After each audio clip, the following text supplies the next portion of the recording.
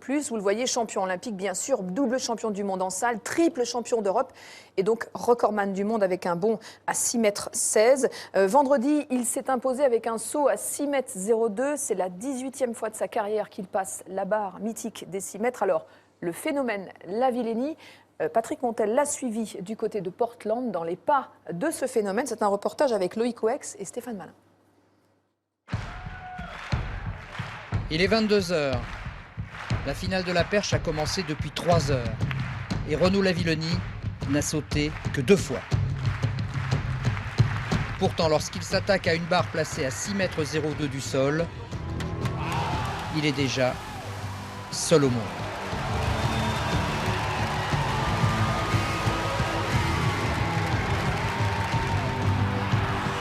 Derrière cette domination écrasante et sereine, le travail acharné de toute une équipe, avec un seul mot d'ordre, ne rien laisser au hasard.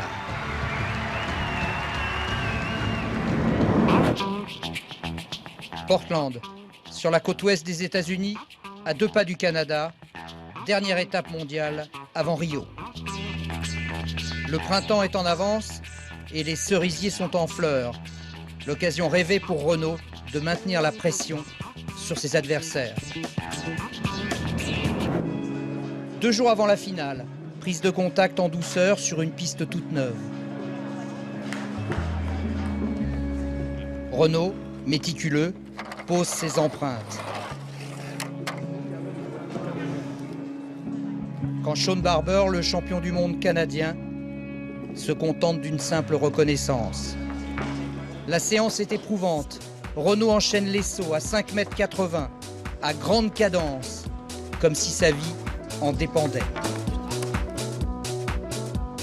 Enfin, pour moi, c'est quelque chose qui est dans le sang et qui je peux pas lâcher, quoi.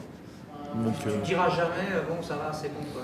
Il n'y a que si mon corps il me dit stop, tu peux plus rien faire. Mais dans la tête, tu auras toujours envie. Mais dans la tête, ouais, c'est sûr. Donc je monte un peu. Ouais. Derrière le champion, une équipe. Philippe Dancos, son coach, ancien perchiste de talent, à la fois catalyseur et modérateur. Lui, il est prêt et puis c'est pas un perdreau de l'année. Il a déjà gagné ce type de compète, donc même s'il faut toujours prendre garde à être trop sur soi, c'est jamais très bon. Il faut toujours rester dans la bonne mesure. Donc c'était la séance idéale. C'est ça. Dimitri Gracia, le kiné fidèle. Les mains d'or indispensables pour réparer tous les dommages. Je pense que Dimitri, c'est le seul qui connaît mon corps aussi bien, voire limite, d'un point de vue anatomie, il connaît limite mieux que moi, quoi. Donc, pour tout ce qui est pathologie, etc. Donc, lui, je dirais en 5 minutes, il fait l'état général, il voit ce qui va pas. Et derrière, après, son travail, lui, c'est justement de tout rééquilibrer. Et des fois, ça va être très rapide, des fois, ça prend un peu plus de temps parce qu'il y a beaucoup plus de contraintes, quoi. Mais moi, l'avantage, c'est que ouais, on sait comment avancer et on perd pas de temps.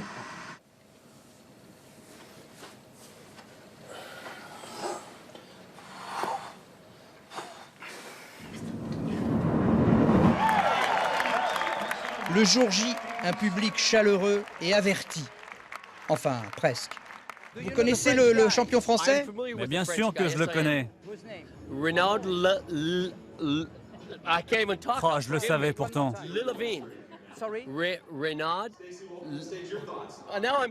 mais j'arrive pas à le prononcer. Vous connaissez le champion français? Renaud. Renaud comment? Lavillenie. The Olympic champion, the world record holder, one of the finest the sport has ever seen, Renaud Lavillenie. Let battle commence in Portland. Que la bataille commence à Portland. Bataille éclair alors. Renaud s'affranchit de 5,75 m comme d'une formalité. Quand d'autres balbutient à cette hauteur.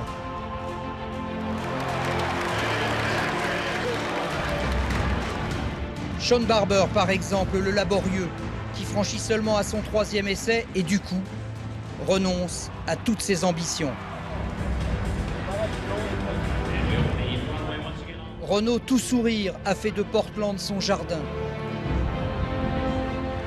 Il il ne réagit même pas lorsque Sam Kendricks, l'enfant du pays, s'invite à 5,80 m.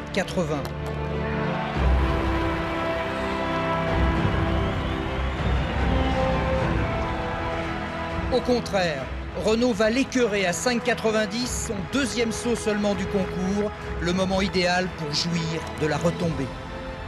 La retombée, quand c'est un saut réussi, la retombée, c'est, je dirais, c'est le bouquet final, quoi. C'est la récompense parce que plus on a sauté haut et plus la retombée va être longue, donc plus on a de temps pour savourer ça.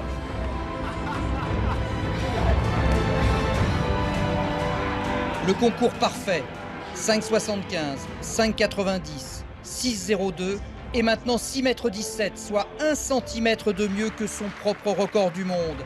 Mais attention, le danger est partout. On tremble lorsque Renaud retombe dans la fosse.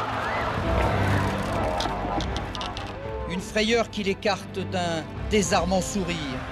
Le saut à la perche, c'est sa raison de vivre. Du jour au lendemain, on me dirait que j'ai plus d'argent avec le sport et que j'ai plus de célébrité. C'est pas ça qui m'empêchera de faire du saut à la perche. C'est pas pour rien que j'ai un sauteur dans mon jardin. Un jardin fleuri et soigneusement entretenu que Renaud cultive un peu partout de par le monde. À Portland aujourd'hui et demain à Rio.